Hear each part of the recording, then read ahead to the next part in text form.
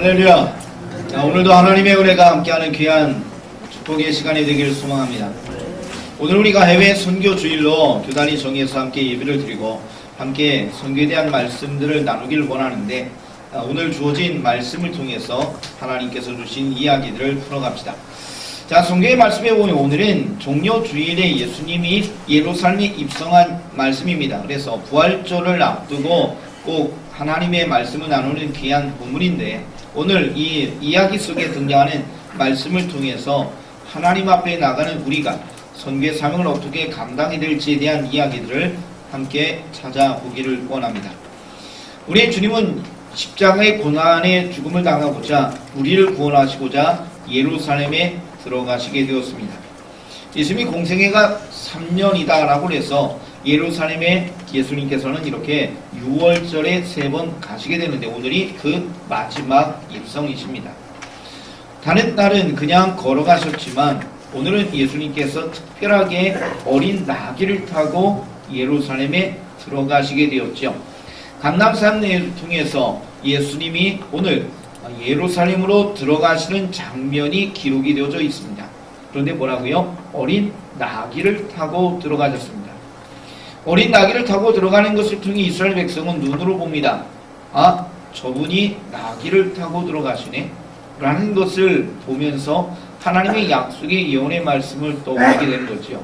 스가랴의 말씀을 통해서 주님이 어린 나귀를 타고 입성하시는 메시아 되심을 기억하게 되고, 또한 그러면서 예수님이 어떤 일을 하셨는지에 대해서 다시 한번 생각이 되어지게 됩니다.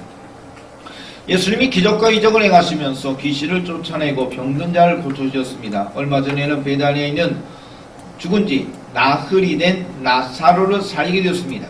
바로 옆 동네에 있으니까 그 소식이 예루살렘에 잘 전해지게 되었고, 예수님의 능력이 많은 사람에게 알려지게 되었습니다. 그로 인하여 예수님의 기적과 능력이 행해진 것뿐만 아니라 예수님의 말씀의 선포가 가르침이 있을 때마다 어떤 자들보다도 권위가 있고 그 말씀이 은혜가 되어서 많은 무리에게 하나님의 사랑의 메시지가 선포되게 되었죠. 기적과 이적을 통해서 예수님의 메시지를 통해서 예수님이 어떤 분인가에 대한 많은 궁금증이 있었는데, 오늘 드디어 그 예수님께서 많은 사람에게 자신의 모습을 보여줍니다. 물론 성경의 말씀에 보면 개인적인 만남을 통해서 메시아됨을 선포합니다. 그 대표적인 이야기가 요한복음 4장에 나오는 사마리아 여인을 만났죠. 그 장면 속에 예수님께 메시아에 대한 이야기를 여인이 하게 되었을 때 내가 바로 메시아라는 말씀을 선포하셨습니다. 우리에게 주신 성경의 이야기를 통해서 개인적인 만남의 이야기 속에 등장하는 예수님의 메시아 되심이었지만, 그러나 모든 대중을 향하여, 백성들을 향하여 메시아 되심을 선포한 이야기가 등장하지 않지요. 근데 오늘 본문의 말씀, 어린 나귀를 타고 입성하시는 이 한편의 드라마 같은 사건, 눈으로 보이는 이 특별한 이야기를 통해서 많은 사람은 예수님에게 주목하게 되고 드디어 그들은 행동으로 옮기게 됩니다. 3년 동안 예수님을 바라보며 3년 동안 예수님을 경험했던 그들이 이제는 예루살렘에 들어가신 예수님의 모습을 보면서 자신의 겉옷을 길에 갑니다. 종려나무가지를 흔들어가며 예수님의 입성을 환영합니다. 그리고 예수님이 들어가신 그 길에 소리를 쳐 기뻐하며 외칩니다. 하나님의 이름으로 오시는 왕이다라는 겁니다.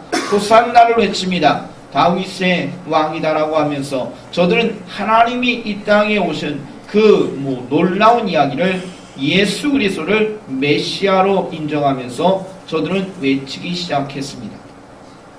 자, 오늘 주어진 이야기는 정말로 귀한 이야기인데요. 예수님을 향하여 그들은 메시아 대망을 하면서 하나님 앞에 나갔지요. 말라기 이후로 주님께서 침묵하셨습니다.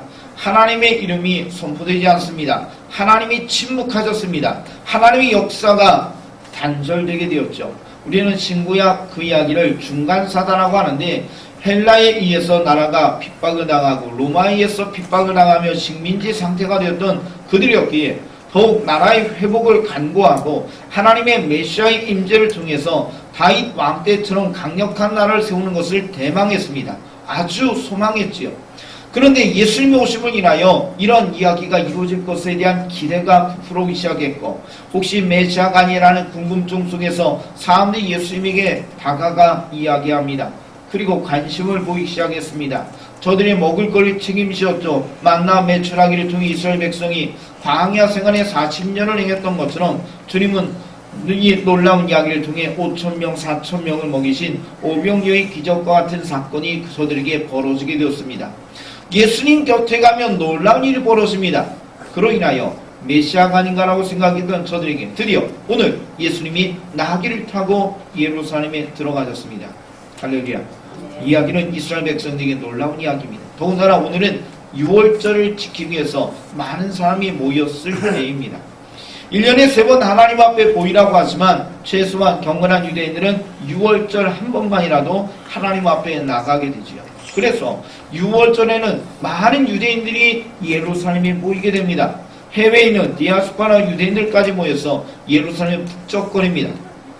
우리 대천 이 땅에도 북적거리는 때가 있습니다. 길거리에. 언제지요? 네? 네. 여러 가지 이야기가 나올 수 있어요. 우리 이 앞에가 장했으니까 장날, 또 대목장, 우리가 그렇게 얘기합니다. 명절 전에 대목장이다라고 합니다. 근데 길거리, 우리가 퍼레이드를 하잖아요. 길거리 퍼레이드를 하는데 언제예요? 네, 모두 축제하는데 전에 우리 퍼레이드를 하잖아요. 여러분들 보셨지요? 또 가서 또 여러분이 그 행렬에 동참하시는 분들도 있지요. 또 학생들 중에서는 또 그 자리에 또 함께 했었고 했던 모습을 기억해 봅니다. 가서 저도 보니까 뭐 연예인도 지나가고 학생도 지나가고 동네마다 지나가고 붕붕거리며 자동차도 지나가고 했던 모습이 기억이 납니다. 참 많은 사람이 길원에 나와서 환영합니다. 박수하고 좋아합니다. 축제가 일어나니까 많은 사람이 기대합니다. 좋은 일이 있을 것이다 라고 하면서 길에 많은 사람이 나갔습니다. 이 동네 잔치니까, 이 지역의 잔치니까 우리가 관심을 많이 보여야 되겠죠. 자, 오늘 이야기는 그것보다 더 많은 사람이 모였다라고 보시면 되겠습니다. 그리고 많은 사람이 하나의 목소리, 한 마음을 가지고 외쳤습니다. 호산나를 외칩니다.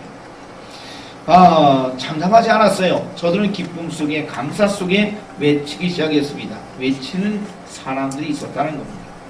자, 그런데 성경의 말씀에 보면 바리새인들이 등장하게 됩니다. 오늘 본문의 말씀이 마태, 마가, 누가, 요한, 사복음 속에 동일하게 기록이 되어져 있는데 기록된 말씀들을 다 살펴보면 바리새인들의 등장을 통해서 우리에게 주신 말씀들을 보게 됩니다. 특히 요한복음의 말씀에 보면 어떤 바리새인들이 이렇게 이야기합니다. 예수님의 시대가 왔다. 우리 시대는 저물었다. 라는 이러한 비관적인 생각을 갖게 되었습니다. 그래요. 수많은 사람이 모였어요. 수많은 사람이 같은 몫을 외쳐요. 호산나, 메시아를 대망하는 그들의 외침이 있어요. 지금 예수님이 나귀를 타고 입성하시는데 모든 사람이 외칩니다. 뭐라고요? 메시아라고 외칩니다.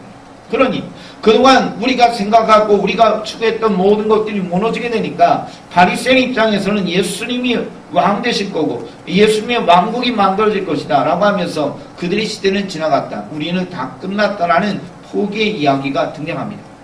오늘 본문의 말씀에는 어떤 바리새인들의 외침이 있게 되는데 예수님 앞에 와서 이렇게 이야기합니다. 당신의 제자들을 책망하라.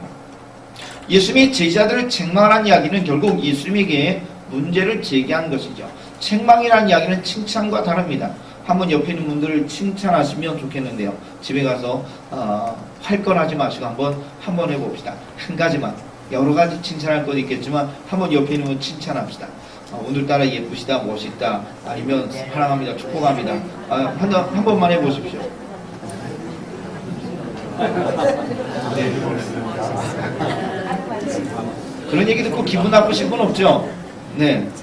지금부터 책망하면 안 됩니다. 책망은 불이겠어요. 지금 망가졌는데. 자, 책망이라는 게 뭔지 아시잖아요. 여러분들 혹시 인생의 삶을 살면 칭찬도 받으셨지만 책망도 받아보셨을 거예요. 물론 저도 마찬가지입니다. 책망 받으면 결국 뭐예요? 네가 뭔가를 잘못했다는 이야기거든요. 칭찬과 책망은 달라요. 잘했으니까 칭찬하는 거, 못했으니까 책망하는 겁니다. 예수님을 향하여 제자들 책망하라는 이야기는 결국 제자들이 잘못했다는 겁니다. 근데 쟤들이 사실 한계가 없어요. 가만히 있었어요. 예수님이 가시는 길을 따라간 거예요. 근데 제자를 책망하는 이야기는 그들의 귀에 들리는 메시아를 외치는 대망하는 호산나 이야기가 잘못됐다는 거예요. 나는 당신을 예수를 뭐라고 하느냐 메시아라고 생각하잖아요. 그런데 지금 백성들이 메시아라고 외치고 있는데 그 외침은 잘못됐다는 거예요. 그러니 제자들이 나가서 그들의 외침을 멈춰야 되는데 왜 잠잠하냐는 거예요. 결국 제자들을 책망하는 이야기는 예수님을 책망하는 이야기죠. 조롱스럽게 이야기로 예수님은 당신은 메시아가 아니야. 나는 당신은 메시아를 믿지 않아. 라고 이야기하는 겁니다. 여러분들 사실 우리가 예수의 복음을 전해야 되는데요. 또 전하시는 줄 믿어요. 그런데 예수님의 복음을 전했을 때 많은 사람들이 대부분 하는 이야기가 우리의 이야기를 듣지 않습니다. 전도했을 때 많은 사람이 예수님을 믿는 분들도 있어요. 얼마나 감사한지 몰라요. 저도 1년에 수천 명 전도하는 사람의 간증을 듣게 되었는데요. 참 그분은 대단하더라고요. 그분은 이사를 다닙니다. 여러분들 이사를 왜 다니세요? 라고 그러면 여러 가지 이유가 있겠죠. 근데 그분이 이사 다닌 이유는 딱 하나예요. 전도하려고. 여러분들 옆에 있는 분들에게 이야기합시다. 우리도 전도하기 위해서 이사할까요? 결국 뭐냐면 한 동네 이사를 가는데요. 그 지역을 전도를 싹 했어요. 전도사가 없다고 생각되면 다른 동네 이사 가는 거예요. 할렐루야. 그러니 1년에 뭐 수천 명, 만 명 전도한다고 그러잖아요. 그분 정말로 대단해요. 그분을 보면서 막 참 마음에 동선을 받았던 기억이 납니다. 외치는 거거든요. 그분들은 전도가 은사다. 물론 은사일 수 있어요. 그러나 사명이니까 감당하다 보니 하나님의 도심 속에서 복음의 선포가 있게 되었죠. 잠잠하면 안 되거든요. 예수의 복음을 전하는 우리가 되어야 된다는 겁니다. 그런데 사실 예수의 복음을 전하게 되었을 때 그분 또한 마찬가지고 우리가 경험하는 것도 마찬가지인데 많은 사람이 거부합니다. 너나 믿어라 라는 이야기죠. 나는 예수 안 믿겠다라는 이야기입니다. 좀 마음이 아픈 이야기를 봤습니다. 학생인권 조례에 대한 이야기인데 그 내용에 그런 이야기가 있다는 거예요. 그런 일이 벌어진 한 가정의 아픔인데요. 부모님이 자녀들에게 교회 가자고 이야기했습니다. 근데 가기 싫어한 거잖아요. 자녀들이. 그래도 교회를 가지고 억지로 많이 이야기했던 것 같습니다. 근데 그걸 가지고 학교에 가서 이야기했어요. 학교에 가서 이야기하니까 학생 인권조례에 의하면 종교적인 이야기를 강요할 수가 없다는 겁니다. 그래서 그 가정에 위기가 찾아왔습니다. 아이가 칫솔에 보내지고 그 아이가 문제가 되었다는 겁니다. 우리나라에도 예수의 복음을 자유롭게 전할 수가 없다는 겁니다. 얼마나 안타까워요. 재작년이었던 것 같습니다. 교회에서 부활절 때 빵을 만드셔서 좀 이 빵이 좀 있어서 이 빵을 저희 막내 학교에 보냈어요. 네 학급이 몇 명이냐? 갖고 가고 싶다고 해가지고 숫자를 맞춰서 보냈어요. 근데 선생님한테 전화가 왔어요. 선생님이 뭐라고 하냐면 저도 교회 다니는 집사님입니다. 자, 신앙이 없다는 이야기예요. 저도 집사님인데 제가 이것을 아이들에게 나눠줄 수가 없습니다. 만약에 나눠주려면 스티커를 다 떼야 됩니다. 근데 이번 한 번만 아이들한테 양해를 구하고 나눠주겠습니다. 다음부터는 그러지 마십시오. 거기에 교회 이름이 붙어 있었거든요. 교회 이름이 붙어 있지 않으면 그래도 감사히 받고 나눠줄 수는 있는데 교회 이름이 붙어 있으니까 학교 안에서 이거는 할 수가 없게 됩니다. 제재가 됩니다. 대명중학교는 축복된 학교입니다. 찬양도 하고 예배도 드리고 얼마나 감사해요. 그런데 공립학교에서 그게 안 하는 거예요. 그걸 듣고 나서 마음이 너무 아팠어요. 사랑하는 성도 여러분, 우리가 사는 이 땅 자유롭게 예수의 복음을 전할 수 있는데 어느 순간이 되면 예수의 복음을 전하지 못하는 지금 학교는 이미 벌어지고 있고요. 전도하려고 해도 학교에 못 들어갑니다. 학교에서 전도를 하면 쫓아내기도 합니다. 부모님이 항의하면 난리가 나고 선생님들이 감당을 못합니다.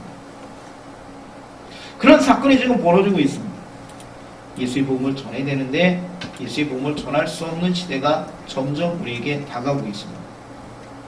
여러분들 나라와 민족을 위해서 기도해 주시는데 예수의 복음을 자연스럽게 우리가 또 증거할 수 있도록 이것이 제약이 없도록 여러분께서 많이 기도하시고 헌신해 주시면 감사하겠습니다. 예수의 복음을 전했을 때 특별히 많은 사람들이 싫어합니다. 그리고 그것에 대해서 거부하는 이야기가 등장합니다. 그러나 우리는 예수의 복음을 증거하는 삶을 살아가게 될 것입니다. 2015년에 그런 이야기가 있었대요. 불교계에서 특별히 이야기하는데 연예인들이 상을 받으면서 왜 이렇게 하나님 이야기를 하는지 뭐 30건, 20건 그 정도 이렇게 됐다라고 합니다. 기록을 보니까. 그래서 종교계에서 이제 특히 불교계에서 방송사에 공문을 보내가지고 이러한 연애, 연말에 하잖아요. 연예대상, 연기대상 뭐 이런 것들을 시상을 할 때 연예인들에게 하나님에 대한 이야기 하지 말라고, 종교적인 발언을 하지 말라고 공문을 보냈습니다. 그래서 그것 때문에 점차적으로 사실 통계를 보니까 많이 줄어들었다라는 이야기가 있더라고요. 뭐 30건 이상 됐었는데 20건, 10건 이렇게 점차적으로 줄어들고 있다라는 이야기를 하더라고요. 그리고 나서 인터넷을 열어서 봤습니다.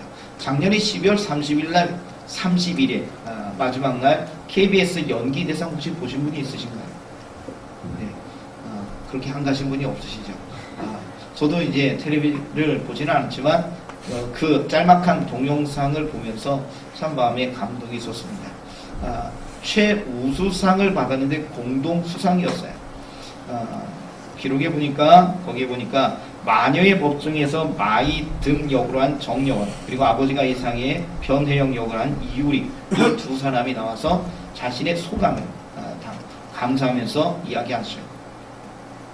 혹시 보셨어요? 이 동영상? 네, 보시면 좀 은혜가 될 것 같아요. 정여원 씨가 그렇게 이야기합니다. 앞에서는 그분은 이제 쭉 감사하고 고마운 사람들 쭉 열거하다가 마지막 부분이 그렇게 이야기하더라고요. 약한 데서 강한 것을 끌어내신 주님 감사합니다. 주님께 영광 돌립니다. 할렐루야. 이야기하기가 쉽지 않았을 거예요. 근데 이야기를 하니까 다시 보이더라고요. 얼마나 감사한지. 그리고 나서 이제 공동수상한 이유리 씨가 그 옆에서 또 이어서 발언을 하는데 뭐라고 하느냐. 이분은 처음부터 아예 이렇게 얘기합니다. 주님이 하셨습니다. 살아계신 하나님께 모든 영광 돌립니다. 부족한 저를 위해 기도해 주신 많은 목사님들, 호산나 청년부, 많은 교인분들 부은히 감사합니다. 이렇게 이야기하면서 소감을 이야기합니다. 동영상을 보면서 제가 기록하면서 이렇게 하나하나 봤는데 그걸 보고 너무 감동했었어요. 근데 이유리 씨 보니까 그 전에도, 그러니까 17년 감사니까 16년 때도 또 상을 받아가면서 하나님 앞에 감사의 표현을 합니다. 이분은 이제 매년 합니다. 누군지 아시죠? 이분이 사모님이거든요. 그 남편 되신 분이 조계현 목사님인데 11살 차이래요. 지금 68년생죠. 별로 감동이 없으시거든요. 네. 이분이 쫓아다녔대요. 교회에서 만나가지고, 소개해서 만나가지고, 이분을 전사님 막 쫓아다니는데 전사님이 안 된다고. 왜냐면, 연기하시는 분하고 저 결혼을 못합니다. 목회할 거니까. 근데 계속 쫓아다녀서 어쩔 수 없이 결혼했대요. 조계 목사님.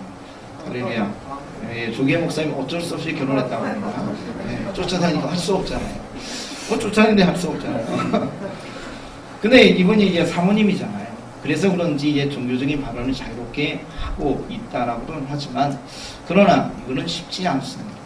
어려운 이야기. 이미 제재를 하고 하지 말라는 이야기들이 있었거든요. 그럼에도 불구하고 신학적인 표현, 왜냐하면 이것이 내 힘이거든요. 연기의 동력은 하나님이 주신 것이다. 이들은 신앙의 고백 속에서 연기를 하고 그것이 지금 고백이 되어지고 있습니다. 자, 오늘 성경으로 들어갑시다. 주님이 뭐라고 이야기하셨죠? 책망을 안 하고 하는 바리새인들을 향하여 주님이 이야기합니다. 만약에 저 사람들이 잠잠하면 뭐가 외친다고요? 돌들이 외칠 것이다. 여러분들, 돌보다 못하면 안 되거든요. 우리는 하나님의 복음을 전하는 사람이 되어야 합니다.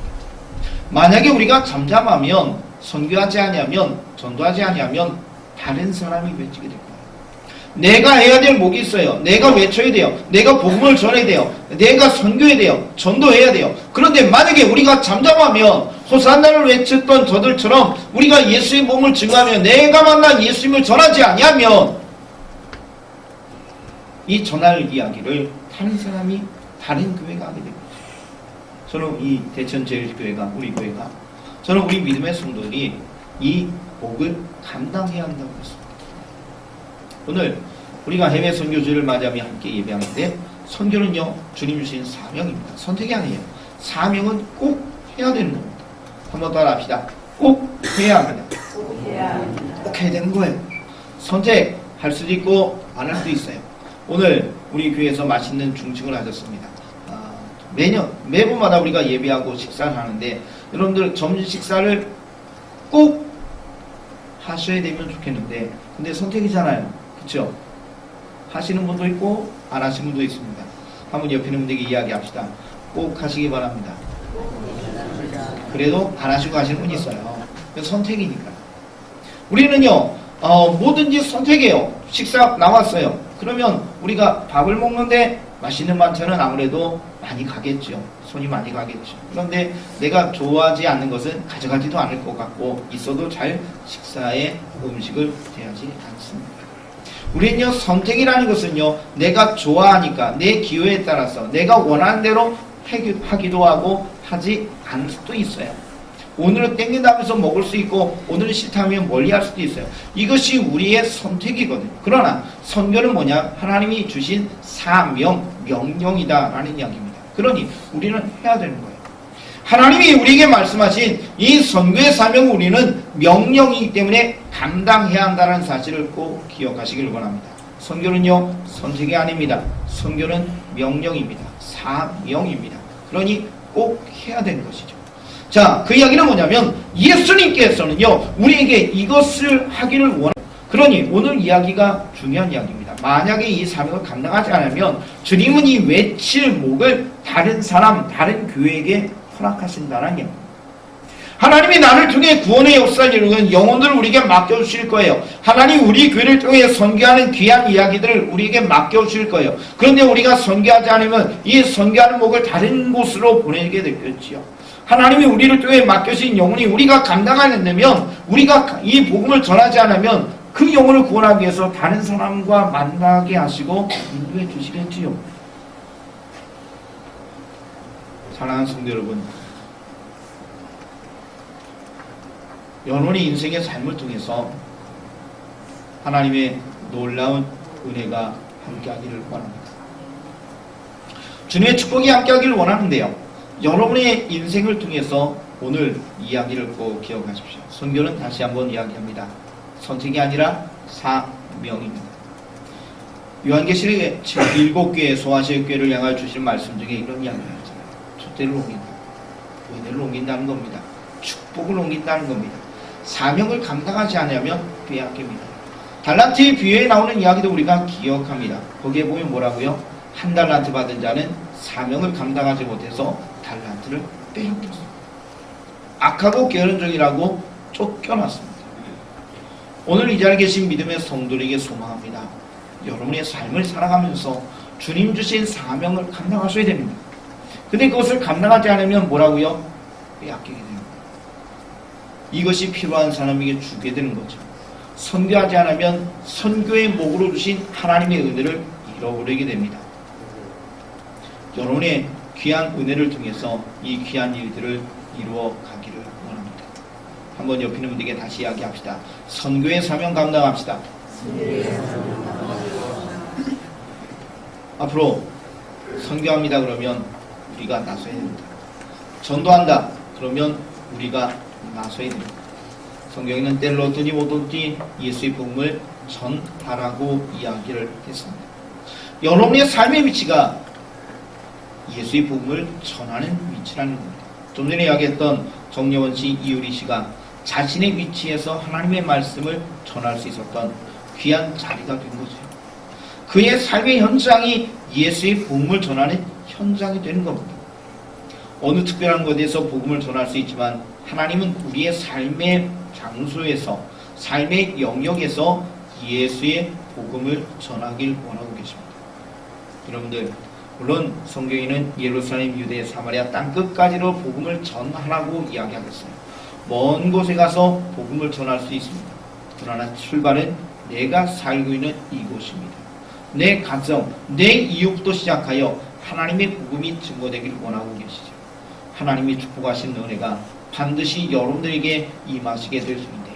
근데 그 은혜를 잃어버리지 않으려면 주님이 원하시는 길을 가셔야 됩니다. 그 길이 뭐라고요? 선교하는 길, 전도하는 길이다 라는 이야기입니다. 성도 여러분, 저는요 소망합니다. 우리 믿음의 성도를 통해서 하나님의 구원의 역사가 이웃들에게 임하길 원합니다. 한번 이러면 좋지 않을까요? 나를 통해서 예수 믿는 사람이 있으면 좋지 않을까요? 나를 통해서 믿음이 성숙한 그리스도인이 있으면 좋지 않을까요? 아니, 나보다 더 뛰어난 신앙에 하나님이 기뻐하는 삶을 살아가는 귀한 자가 있으면 좋지 않을까요? 근데 나를 통해 축복의 통로가 열리고, 나를 통해 구원의 은혜가 임하고, 나를 통해서 하나님의 역사가 임하는 귀한 일들이 있으면 좋지 않을까요? 저는 여러분들에게 소망합니다. 그리고 하나님이 또한 우리에게 소망하시는 일입니다. 하나님은 나를 통해서, 우리 교회를 통해서 이 일을 이루어가길 원합니다. 관심을 가집시다. 선교에 관심을 가집시다. 선교는 사명이니 우리가 해야 됩니다. 선교사를 파송하기도 하고, 선교사를 위해서 기도하기도 하고, 선교사들을 위해서 후원하기도 하고, 또 우리가 가서 그 현장에서 함께 헌신할 수도 있습니다. 혹은 우리가 작년에 솔론교회를 건축했던 것처럼 하나님의 은혜 속에서 여러 후원으로 교회를 건축하든 여러 모습으로 함께 힘을 다하여 나아갈 수 있습니다.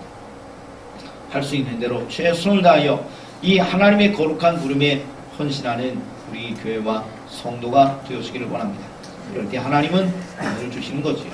하나님의 복음을 증거할 때 하나님은 더 크게 우리 교회와 믿음의 성도를 사용하시고 축복해 주시게 될 줄 믿습니다. 주의 성령께서 오늘 이 자리에 계신 모든 성도에게 하나님의 은혜를 베풀어 주시길 원하는데, 하나님의 은혜를 통해서 내가 하나님 앞에 감사한 것에서 멈추는 것이 아니라, 내가 이 감사한 이 하나님의 복음을, 나를 구원하신 하나님의 이 복음을 선포하시는 데 헌신하시는 모든 성도 되시기를 간절히 축복합니다. 기도드리겠습니다. 예수의 복음을 증거하며 하나님 앞에 나가길 원합니다. 하나님의 복음을 전하는 것은 우리에게 주신 사명이기에 선택이 아니라 우리가 꼭 해야 될 귀한 하나님의 말씀입니다. 그리하여 우리가 이 사명 감당하며 하나님 앞에 나아가길 원합니다.